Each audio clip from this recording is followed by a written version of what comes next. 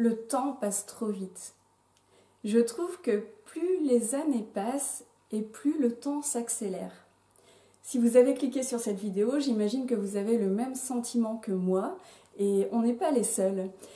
Et j'aimerais en fait vous parler d'un exercice que j'ai fait à un moment donné qui m'a vraiment aidé à ralentir en quelque sorte le temps parce que je sais très bien que on se dit souvent que le temps passe vite puisqu'on a tellement de choses à faire.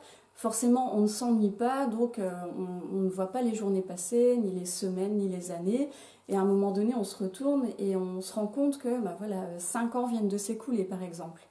Et moi, c'est un problème que j'ai ressenti, je vous en ai déjà parlé, mais j'ai vraiment l'impression d'avoir perdu énormément de temps, des années, tout ça parce que je n'avais pas confiance en moi, je me victimisais parce que j'avais commencé peut-être la vie, j'avais l'impression d'avoir commencé la vie avec les mauvaises cartes, j'avais beaucoup de blocages, je ne savais pas ce que je voulais ou je n'osais pas imaginer que ce que j'avais envie de faire de ma vie était possible.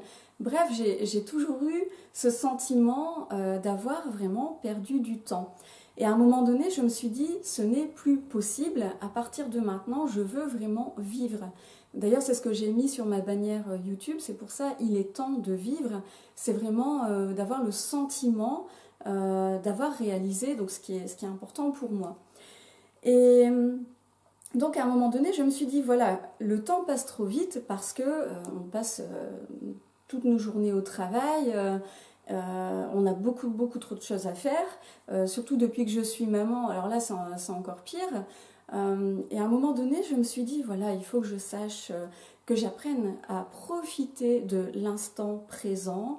Et alors j'ai commencé à faire de plus en plus de relaxation, de choses comme ça qui vraiment m'amenaient à réaliser ce que j'étais en train de vivre, etc. Mais pour tout vous dire, je trouve que ça ne fonctionne pas. Et quand je m'en suis rendu compte, j'ai cherché évidemment une autre solution. À un moment donné, quand j'ai commencé à m'intéresser au coaching, j'ai appris donc qu'il y avait différents domaines de vie et qu'on pouvait s'améliorer dans ces différents domaines. Et j'ai commencé vraiment à les passer tous en revue et à me fixer un objectif pour chacun de ces domaines. Et finalement, c'est ça qui m'a aidée. C'est ça qui m'a aidée à avancer et à avoir ce sentiment de profiter du temps qui passe. C'est vraiment le seul exercice qui m'a permis de le faire. Puisque cette notion du temps qui passe rapidement est un sujet qui me perturbe un peu et qui m'obsède presque, à un moment donné, je me suis mise à rechercher des informations là-dessus. Et je suis tombée sur des études que deux psychologues avaient réalisées en 2009. Ils ont émis plusieurs hypothèses par rapport à cette notion du temps qui semble s'accélérer au fil des années. Et ces deux psychologues s'appellent William Friedman et Steve Janssen. Et une des choses qui est ressortie de leur étude est que plus on vit d'événements différents, moins le temps semble passer rapidement. Et j'ai compris en fait que la clé c'était vraiment ça. Pourquoi ça ne fonctionne pas de se reposer? C'est parce que quand vous vous reposez, vous faites pratiquement toujours les mêmes activités. Et donc ce ne sont pas des événements marquants dans votre cerveau. Et donc le temps est aussi condensé pour ces choses-là. Donc la clé, c'est vraiment de vivre des événements différents. Sans tomber dans ces histoires de bucket list qui m'énervent un petit peu. Vous savez, la fameuse bucket list qu'on devrait faire avec toutes les choses qu'on a envie de vivre avant de mourir. Moi, je n'aime pas trop cette idée parce que je trouve que c'est comme si on cherchait voilà, des choses un petit peu extraordinaires à faire dans notre vie, alors qu'en fait, peut-être, elles ne vont rien nous apporter, elles ne vont pas nous faire évoluer. Et je trouve même ça assez frustrant d'avoir toute une liste de choses à faire et on sait très bien que on ne va pas pouvoir les faire tout de suite. Moi j'aime bien, comme vous savez, être justement dans le présent, être dans l'action. Et l'exercice qui m'a vraiment aidée, finalement, c'est un exercice tout bête. J'en ai même déjà parlé dans ma vidéo qui s'intitule Comment avoir un quotidien inspirant. Je me souviens, la miniature, sur la miniature, j'ai écrit Stop routine.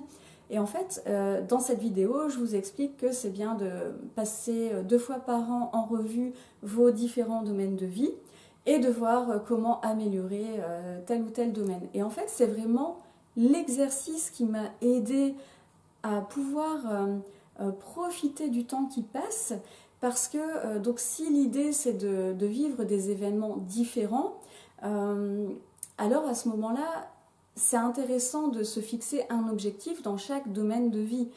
Comme ça, après, on peut se retourner, se dire « Ah oui, dans ma vie, j'ai amélioré telle et telle et telle chose. » Et ça, c'est vraiment ce qui vous permet de ralentir en quelque sorte le temps. En tout cas, moi, c'est l'impression que j'ai.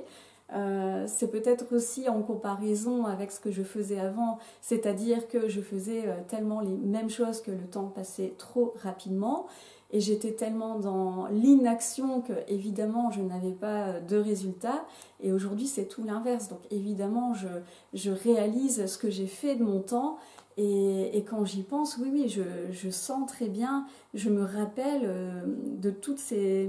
presque chaque journée passée à travailler sur tel ou tel objectif, parce que vraiment, ce sont des choses qui m'ont marqué. Donc, voilà l'idée de l'exercice aujourd'hui. Donc je vais vous expliquer concrètement ce que vous devez faire. Pour ceux qui n'auraient pas vu la vidéo dont je viens de vous parler, je vais quand même vous rappeler quels sont les 8 domaines de vie. Alors le premier, c'est travail, carrière. Deuxième, l'argent. Troisième, santé, forme. Quatrième, amis, famille. Cinquième, vie de couple.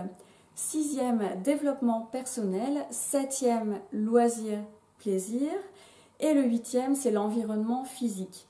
Alors pour illustrer un peu ce que je viens de vous expliquer, donc il faut vous fixer des objectifs dans chacun de ces domaines de vie. Maintenant, il y en a 8, donc si vous vous fixez un objectif à atteindre dans l'année pour 4 ou 5 de ces domaines de vie, c'est déjà excellent, hein. Donc, exemple, au niveau de l'argent, votre objectif pourrait être d'obtenir une augmentation. Au niveau de ce qui est amis, famille, vous pourriez organiser une grande fête. Au niveau développement personnel, vous pourriez décider que cette année, vous allez définir votre projet de vie. Pour ce qui est de l'environnement physique, donc ça c'est ce que j'appelle votre cocon, hein, votre appartement, votre maison, votre studio. Vous pouvez décider de redécorer une pièce par exemple. Voilà, donc tout ça va faire que vous allez avoir des objectifs à atteindre, et une fois que vous les aurez atteints, votre cerveau va comme ça avoir des repères de temps. Et finalement, quand vous regarderez en arrière, vous vous rappellerez, bah oui, cette année-là, j'ai fait telle et telle chose. Et c'est vraiment ce qui s'est passé pour moi, c'est que depuis que je me fixe des objectifs, je vois le temps passer parce que je fais des choses qui sont importantes pour moi et j'ai des résultats vraiment, des résultats qui me rendent fière de moi, et forcément je me rappelle de tout ça avec grand plaisir. Et le fait de vivre des choses différentes, donc comme le disent ces 2 psychologues dont je vous ai parlé, fait que voilà, le temps semble passer moins vite. Et pour moi, c'est très important parce que ce qui est dérangeant dans le temps qui passe vite, c'est pas le fait qu'il passe vite en soi. Moi, j'ai aucun problème à avancer dans l'âge. Enfin, quoique quelques petits soucis quand même pour certaines choses, mais globalement, c'est pas le fait que ça passe vite qui m'embête. C'est vraiment le fait de me retourner et de me dire mais qu'est-ce que j'ai fait de ma vie finalement? Et plus précisément, ça va être qu'est-ce que j'ai fait pour moi-même, qu'est-ce que j'ai fait pour être en ligne avec moi-même, pour apprendre à me connaître jusqu'au bout. C'est vraiment ça. Et c'est pour ça que je n'aime pas cette idée de bucket list où on fait toute une liste de choses à faire avant de mourir, parce que ce ne sont pas forcément des choses qui nous correspondent vraiment profondément. On dirait qu'on cherche des choses un petit peu parfois spectaculaires à faire. Moi, c'est pas ce que je recherche. Moi, je suis vraiment passionnée par le développement personnel, donc j'ai envie de devenir la meilleure version de moi-même. Et en passant donc les différents domaines de vie en revue, en me fixant des objectifs pour chacun d'entre eux, maintenant, honnêtement, c'est pour moi pas possible de travailler sur autant d'objectifs en même temps. En général, on a un grand objectif et peut-être 3 ou 4 maximum petits objectifs à côté. D'ailleurs, je ferai une vidéo là-dessus sur le fait de voir quelles sont les priorités dans nos objectifs. Parce que pour moi, c'est un vrai souci quand on manque de temps, justement.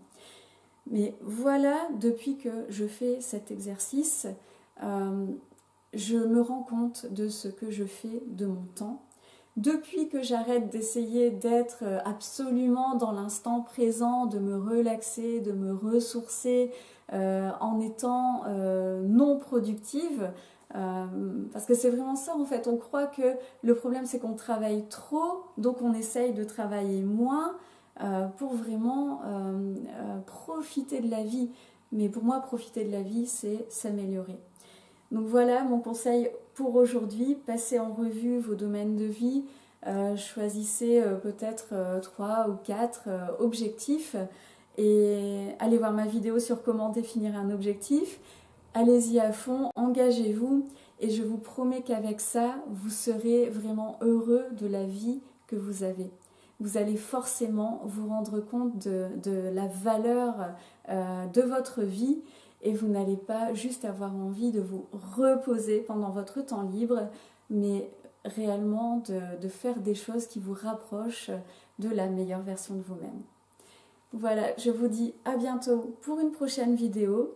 N'oubliez pas, mettez de la passion dans votre vie, personne ne peut le faire à votre place.